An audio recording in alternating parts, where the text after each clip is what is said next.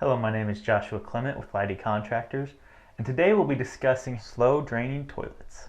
For this job, you're going to need a couple tools. They include a pipe snake or pipe cleaner and a plunger.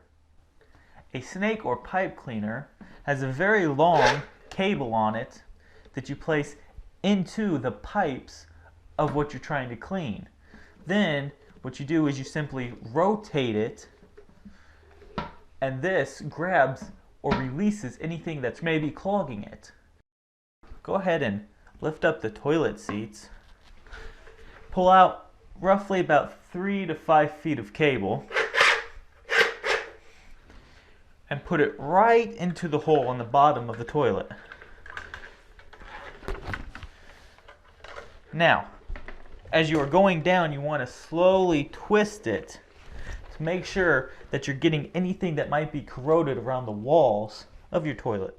Now that we are done snaking or relieving all the corrosion on the inside of the pipes, you're going to simply push the snake back into itself.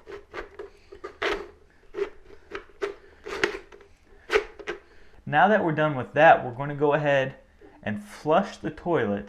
And as we flush the toilet, we want to go ahead and plunge it just in case there's any of that loose stuff still on the outside of the pipes.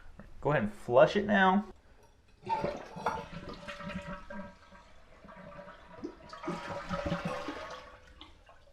And plunge. You want to plunge as fast as you can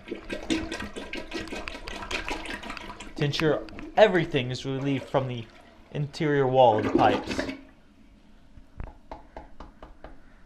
I'm Josh with Lighty Contractors, and that's how you repair slow draining toilets.